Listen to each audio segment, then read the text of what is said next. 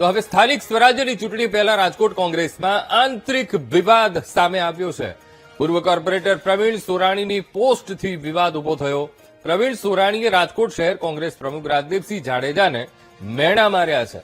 તો તમે બોલાવાયેલી બેઠકમાં કોઈ આવવા તૈયાર નથી તેવા મેણા માર્યા, સાથે પણ કહ્યું કે તમારામાં શક્તિ નથી તો પ્રમુખ પદ છોડી દો.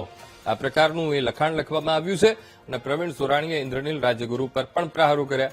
ઇન્દ્રનીલ રાજ્યગુરુ પોતાને કોંગ્રેસની પેઢી સમજે છે.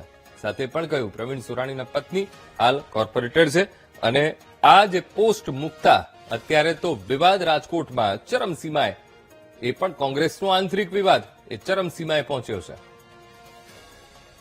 આજનો સંવાદદાતા ભાવેશ ફોનલાઈન પર. ભાવેશ, એક તરફ સ્થાનિક સ્વરાજ્યની ચૂંટણીનો ધમધમાટ, એ પહેલા રાજકોટ કોંગ્રેસમાં આંતરિક વિવાદ સામે આવ્યો છે. ભાવેશ, ત્યાં સ્થિતિ કેવી છે, કેવી ચર્ચા છે? ભાવેશ,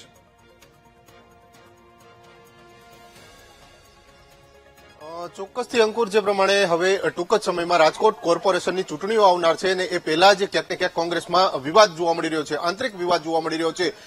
પ્રવીણ સોરાણી છે કોંગ્રેસના પૂર્વ કોર્પોરેટર છે અને હાલ તેમના પત્ની છે તે કોંગ્રેસના વર્તમાન એટલે કે ચાલુ કોર્પોરેટર છે, પરંતુ તેમના દ્વારા જે પ્રમાણે જે મેસેજ સોશિયલ મીડિયામાં વાયરલ કરવામાં આવ્યો છે તેના કારણે ફરી એક વખત જે કોંગ્રેસનો જે જૂથવાદ છે તે ચરમસીમાએ જોવા મળી રહ્યો છે. અગાઉ પણ પ્રવીણ સોરાણીએ વિરોધ છે તે કર્યો છે કોંગ્રેસમાં. ક્યાંક ને ક્યાંક જે પૂર્વ ધારાસભ્ય છે ઇન્દ્રનીલ રાજ્યગુરુના કાર્યાલયનો છે તે વિરોધ કર્યો હતો અને ત્યારબાદ હવે ફરી જાહેરમાં જ તેઓ સોશિયલ મીડિયામાં આ પ્રકારના મેસેજ વાયરલ કરી રહ્યા છે કે ઇન્દ્રનીલ રાજ્યગુરુની પેઢી કોંગ્રેસની હોય તે પ્રકારના સોશિયલ મીડિયામાં મેસેજ વાયરલ કરવામાં આવી રહ્યા છે. અને હાલ કોંગ્રેસનો જે વિવાદ છે તે આંતરિક જે કહી શકાય છે કે આંતરિક વિવાદ છે તે ચરમસીમાએ જોવા મળી રહ્યો છે. જે પ્રમાણે પ્રવીણ સોરાણીએ સોશિયલ મીડિયામાં મેસેજ વાયરલ કર્યો છે, એટલે કે ક્યાંક ને ક્યાંક જે શહેર કોંગ્રેસ પ્રમુખ છે રાજદીપસિંહ જાડેજા, તેમને ધ્યાનમાં રાખીને આ મેસેજ કર્યો છે. પ્રમુખ શ્રી, કોંગ્રેસના કાર્યક્રમો આપ આપો છો એ સારી બાબત છે, પરંતુ તમે જ્યાં મીટિંગ બોલાવો છો ત્યાં જૂના કોંગ્રેસીઓ આવવા રાજી નથી.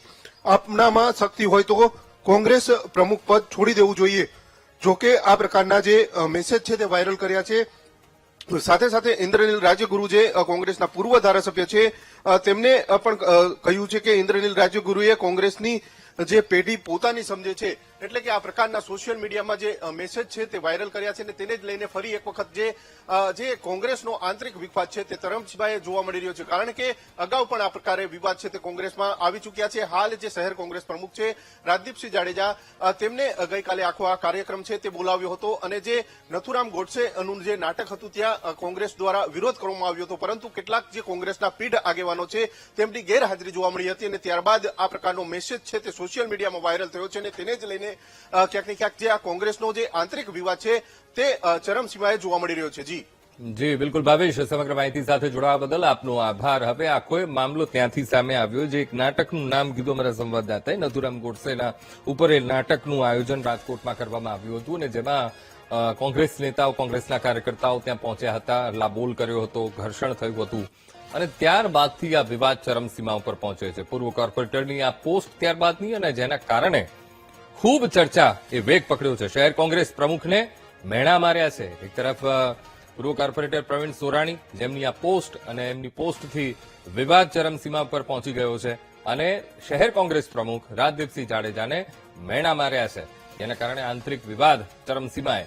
કહ્યું કે તમે બોલાવેલી બેઠકમાં કોઈ આવવા માટે તૈયાર નથી, તમારામાં શક્તિ નથી તો પ્રમુખ પદ છોડી દો.